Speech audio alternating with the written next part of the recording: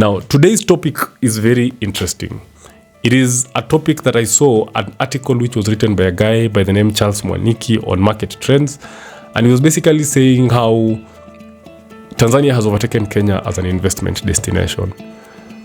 Now, the first thing that came to my mind was it could be true. Because whilst Tanzania is this country that is a very silent neighbor, doesn't talk much, doesn't make a lot of noise, but that is a sign of stability. And stability in economic terms always leads to something good as a country. And so my first instinct was to actually believe before then I went into the details of trying to confirm some of those statements.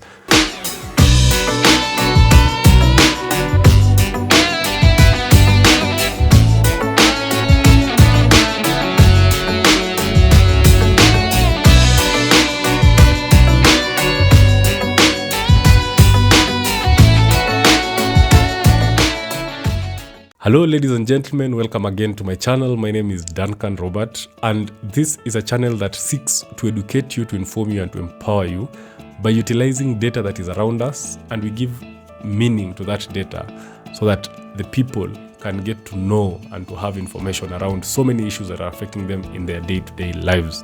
I am happy to have you around as a new subscriber, as a new viewer. Please find yourself any type of content in this channel. We have business content, we have economic content, we definitely have interviews, and we have stories of how we have come this far in our personal careers. And I'm grateful that you found your time to watch this channel. Please subscribe, please share, please comment. Now, today's topic is very interesting. It is a topic that I saw an article which was written by a guy by the name Charles Mwaniki on market trends. And he was basically saying how Tanzania has overtaken Kenya as an investment destination. Now, the first thing that came to my mind was it could be true. Because whilst Tanzania is this country that is a very silent neighbor, doesn't talk much, doesn't make a lot of noise, but that is a sign of stability. And stability in economic terms always leads to something good as a country. And so my first instinct was to actually believe before then I went into the details of trying to confirm some of those statements. Now, what I was surprised about is Kenyans are usually people who fight back anything that tries to make their country look like it's losing out. And you can't believe that when I went to Twitter, X for that matter, they didn't seem agitated by this article. In fact, some of them agreed.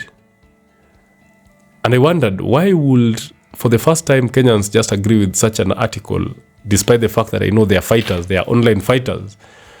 And I will tell you that the socio-political environment in Kenya right now is not that great. And there's a lot of pressure, economic pressure coming from the cost of living, inflation and all that it will be very easy for them to believe an article of this nature at this particular time. The article was well written, and I wouldn't argue against some of those points. The only thing I can do is to confirm through my own analysis of economic indicators that I use to determine the health of a nation. Now, one thing that you have to realize is that there are two types of investors, first of all.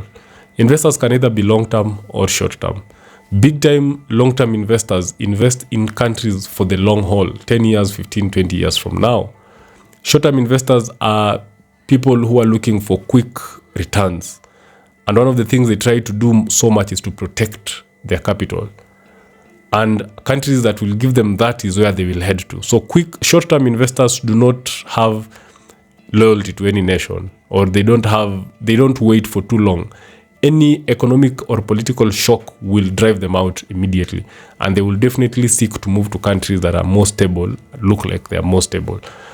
And eventually in this discussion, you will see why these investors will choose to go to Tanzania and not Kenya. Now, before we go into the point form where I'm doing the comparison, please guys, understand this about the country Kenya and the economy of East Africa. Investors might have started migrating to Tanzania, but Kenya still remains the leading economy in East and Central Africa. Kenya's GDP alone is 1.5 times the GDP of Tanzania, despite the fact that Tanzania has 1.5 times the population and it's also 1.5 times the size of Kenya in landmass. Yeah. So this is not this comparison was not a comparison to determine which is the bigger economy. The bigger economy still stands. Kenya still stands at the top, and Kenya, even at the level at both the aggregate GDP and the GDP per capita. Yeah. Aggregate GDP is basically the total amount of economic activity that is happening within the borders of the country. It is still growing at a faster rate than Tanzania, and the GDP per capita in Kenya is twice the GDP per capita of Tanzania. So there is more income in Kenya, there is more economic activity, and as such, the market is bigger and the demand for commodities and services is still bigger in Kenya. And the rate of growth is still faster than that of Tanzania. So don't confuse the two elements and the two aspects of this discussion. Now, my first point is to highlight to you, if this is an investor, what do you think investors look at when they are thinking of getting into countries? What are those things that we can look at and say, okay, these are the things that investors will analyze, and this is what will determine whether they are staying in a country or not? And I have highlighted a few points so that you can get to know some of these things. Investors will want to know, how easy is it to set up and start up a business in a country? How long is that process? What are the costs around that process? Yeah? How is it regulated? How quickly can I get my permits without any disturbance? Because they want to come in and start doing business as soon as possible so that they can get their money. Yeah? Investors want to know, how is the flow of money? How does money easily flow within the borders of this country? Investors, of course, will want to know, how is capital preservation like? Do you know if I invest my money today, 10 years, 5 years, 3 years down the line, how much of that money will I have lost as a result of things like inflation, as a result of things like exchange rates, depreciation? Yeah? How is the country protecting investors? How exposed is a country to foreign, it's called what? Foreign shocks or external international economy? How is the country exposed to the international economy, such that if something happens in America, how quickly or how fast can a country like Kenya be affected? If something is happening in China, how quickly will Kenya as a country be affected? So investors are looking at some of those things, and that is how they eventually make their decision on where to put their money. So when I look at Tanzania, the first thing that we look at is the setting up and starting up a business. How easy is it to start a business in Kenya or Tanzania? It takes you 30 days to start a business in Tanzania, while it takes you 23 days to start a business in Kenya. Now, while that difference might seem small, until you want to register a business and you don't have an extra 7 days, then you will realize how important those days are. The next thing is the steps that are required for you to be able to register the business. It takes you 10 steps to register a business in Tanzania, while it takes you 7 steps to register a business in Kenya. Now, there is something we call country policy and institutional assessment, where you are determining the regulations within the business environment. Kenya has a rating of 4, while Tanzania has a rating of 3. And then finally, the costs of doing business. The cost of doing business in Tanzania has been rated at 4 out of 10, while the cost of doing business in Kenya has been rated at 2 out of 10. That means it is more expensive to register and start a business in Tanzania than it is to start a business in Kenya.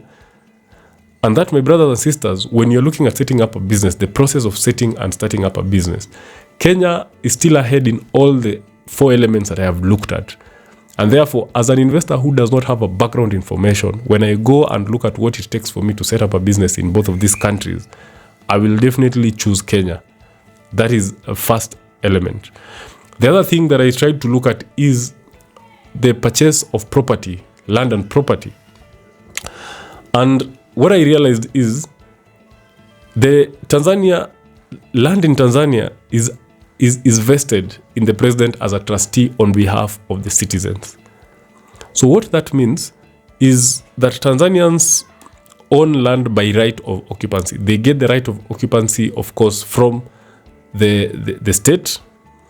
And as such, land in Tanzania as a foreigner, you cannot own land in Tanzania as a foreigner. what happens is government can grant you a lease, or you can use a citizen's right of occupancy for you to use or to lease that land. So you cannot own land directly as a foreigner. While when you come to Kenya, Kenya gives foreigners a right to own land, in fact, in your name. Of course, leasehold land for 99 years, which is renewable. Now, this when you're a foreigner and you get into a country that allows you to fully own land and to be able to do whatever you want to do with that land, of course, within the law, then you can start getting some level of confidence and certainties that you can be able to do business without much interference. And that is why, as an investor who wants to put up a business that is going to rely on a lot of property and land, I will be more inclined to come to Kenya, because there is a lot of there is more freedom of ownership of land and property as compared to when I go to Tanzania. Yeah, and that is the second aspect which I thought I should highlight to you, that Kenya is still better in that aspect than TZ. And when you go to the third thing, money flow. So money flow is basically liquidity. Investors want to know that they're investing in a country that money flows and money moves easily and fast. Yeah, if they want to put money, they can put. If they want to remove the money from the economy, they can. If they want to diversify, if they want to invest in different types of commodities, items, investments, they can get those things within the same economy. Now, it is worth noting that the financial sector is the major determinant of this kind of liquidity. The financial sector in Kenya is worth around 4 billion USD, while the financial sector in Tanzania is worth around 600 million. That alone tells you the nature of the capacity that is there between these two countries. It is not close. Kenya is still a bigger, mature financial market. Now, the Nairobi Stock Exchange was set up in 1954. It has been in existence for almost over half a century.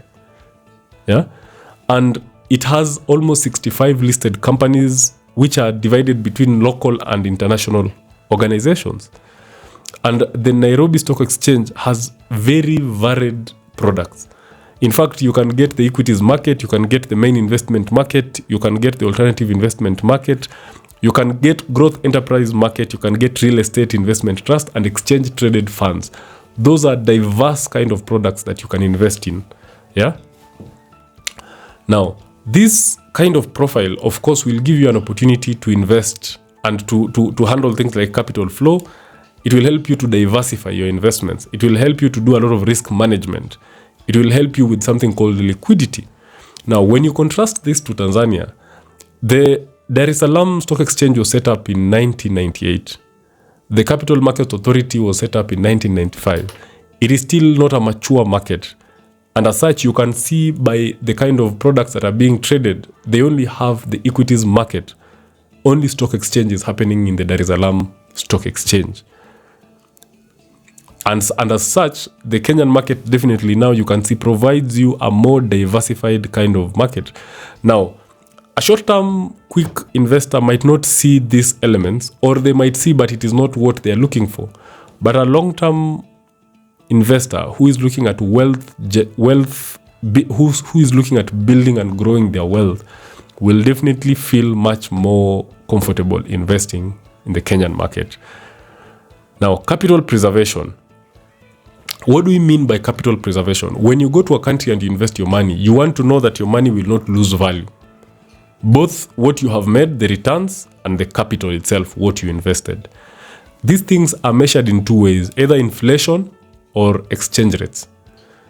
Now, I have always said the exchange rate value of a country does not necessarily matter. Even if your currency is exchanging against the dollar at 1,000, it doesn't really matter. What matters is how stable is that 1,000? Do I wake up tomorrow and find that it is 1,010, 1,020, 1,050, or it can still maintain 1,001, 1,001, 1,001, 1,002? That is what matters.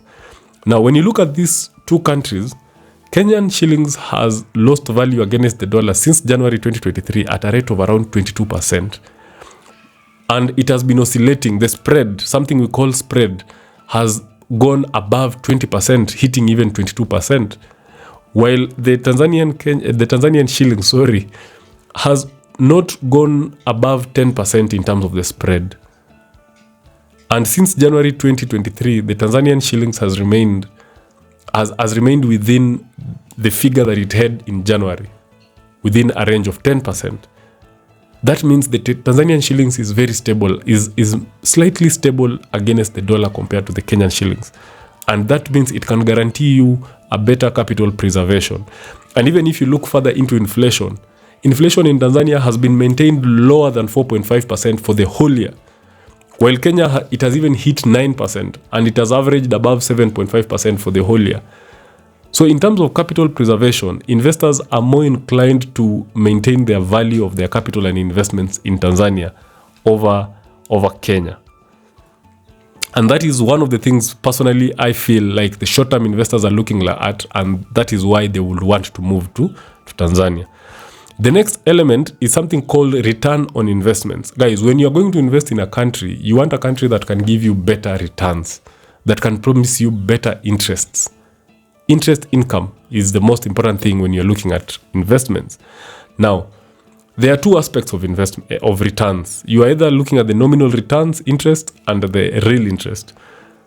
Guys, nominal interest is that figure that you're given when you go to invest somewhere and you're told the interest is 10%. Is what you see on the document. Yeah? But nominal interest is not sufficient because nominal interest is affected by inflation. As an investor, you want to know how much of your money you're losing as a result of inflation. And between the nominal interest and inflation, that difference is what is called real interest. And that is what you want to be interested in as an investor.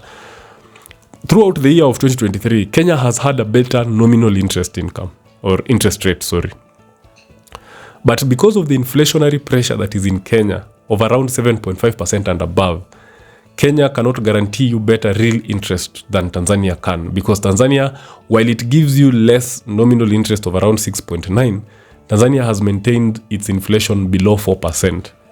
So Tanzania definitely gives you better return on investments, and if that was the reason why you will select a country, then Tanzania will definitely be the better option for you, because Tanzania guarantees you almost 3% in real interest, while Kenya guarantees you around 1%, between 0.8 to 1% in real interest. The next item we were going to look at is something called repatriation of profits. When you invest your money in a country, you want to know how easy can I move my money back to my country. Understand? Because what is the need of investing if you can't move your money back to your country? And when you're moving your money back to your country, you want to move that money, you want to preserve a lot of that money in a higher value. Yeah? So,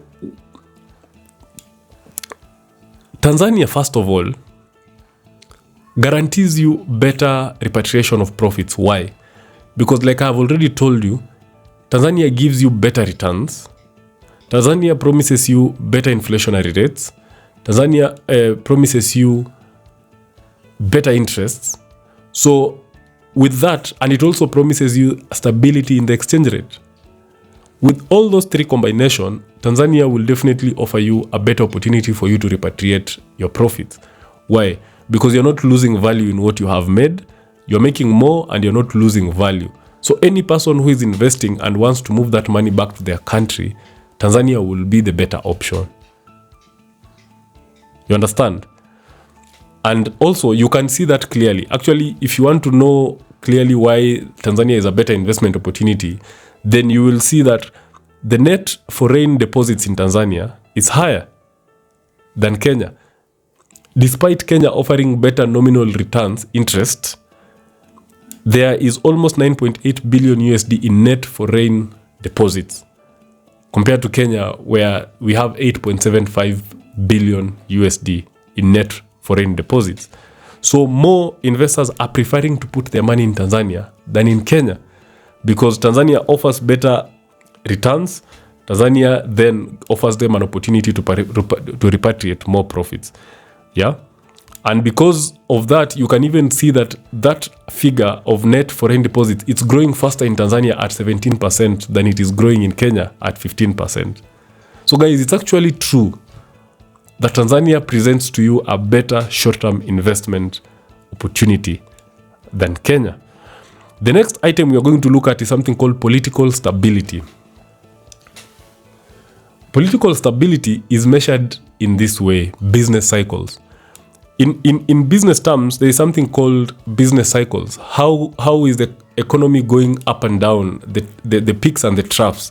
And that period can be, depending on how stable the country is, you can maintain very long business cycles, especially the peaks, because stability offers you a better opportunity for you to experience economic growth. Now, political stability happens when your political calendar does not affect this business cycle. But when you have a political calendar that always consistently affects this business cycle, then you cannot say that you're politically stable. And therefore, since 2010, Tanzania has had only two troughs, only two economic downtimes, in 2012 and in 2020. And everyone understands that in 2020 there was coronavirus. Now, when you compare that with Kenya, Kenya has had 4 economic downtimes since 2010. That is 2012, 2017, 2020, and 2022. And all these are rhyming with the political calendar, which then tells you that Kenya is more exposed to political undertones and overtones. And as such, Tanzania is more politically stable. And you can even tell by how before 2020, Tanzania was on an 8-year streak of political growth and stability. Yeah? So that alone, as an investor, gives you confidence with the country. The other thing that we need to look at is something called international exposure. Now, international exposure, like I had said, is how is the economy exposed to the international community? Should the global shocks happen, how quickly are you able to be affected? Now, there are 3 things that we are going to look at. Of course, external debt, balance of payment deficits, and something called domestic revenue collection. Now, Kenya has more external debt than Tanzania. Tanzania has 30,000 million USD, Kenya has 36,000 million USD. And of course, that means that the obligations to repay the external debt in Kenya is higher. Kenya has a bigger negative balance of payment deficits. Sorry if these things sound too big, just understand that Kenya has a bigger net deficit, than Tanzania. And Kenya has not met its 2023 revenue collection targets, that is taxes, while Tanzania has achieved it in September and even surpassed it by 2%. So clearly, this alone tells you that these two economies are performing very differently. Tanzania is definitely getting its things done, while Kenya seems to be struggling in all the facets that we are trying to look at in analyzing. And this is not my opinion. These are facts that have been gotten from government portals. They have these numbers and anyone can go and confirm.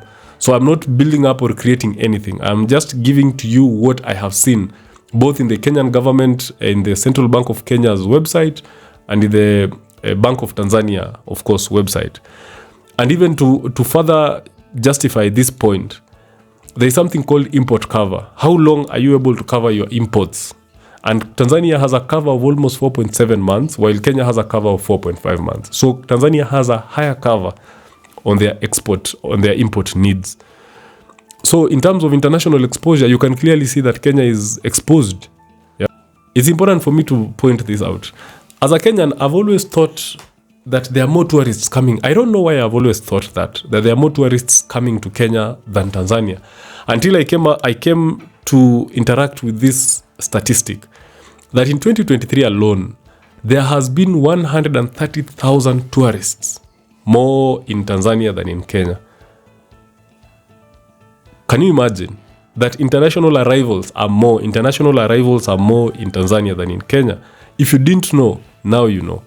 And guys, when I looked at this evidence, allow me to make my conclusion that while Kenya still remains the biggest economy in East and Central Africa, while Kenya still remains the investment destination for big-time, long-term investors and for big global players, they will still prefer Kenya for the reasons I have stated. Kenya is more diversified. Kenya is a mature market compared to other countries in the region. Kenya has a network of global players who are situated in the city of Nairobi. Yeah, Kenya presents a bigger market, a more economic activity kind of potential. Kenya is losing out on the short-term investors. The people who are looking, short-term investors who are investing for 1 year, 2 years. People who are looking for better returns. People who are looking for political stabilities. People who are looking for certainties. Countries that are showing elements of stability. Kenya is definitely losing out on those. And you can confirm that because the net foreign deposits in Kenya is lower than those of Tanzania. And you can clearly see that Tanzania has presented a better case for those kind of investors. And to make matters worse, even the international arrivals, despite the fact that Kenya is a big economy, Tanzania still has more international arrivals than Kenya. Why? Those are some of the questions that we need to ask ourselves. And once we get answers to those questions, like I have given you, then you will start seeing that the article was actually accurate.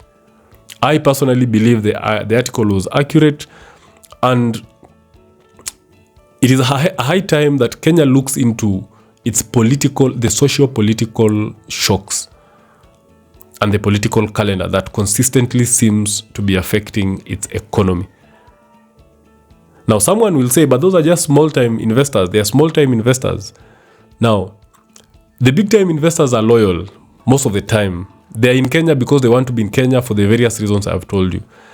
The differential, these small growth in economies are affected by these small-time investors. So while someone might quickly push them away and say they're just small-time investors, those are the people that actually push and galvanize and bring impact to an economy, because the others will always be there. And the more you invite, the more you attract these small-time investors through financial inclusion, through economic stability, through political stability. That is how you push an economy further.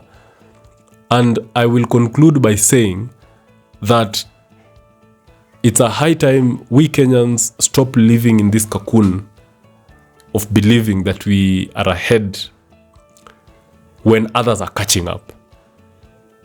There is no problem in our neighbors catching up. It's a good thing. That's why we have the East African community.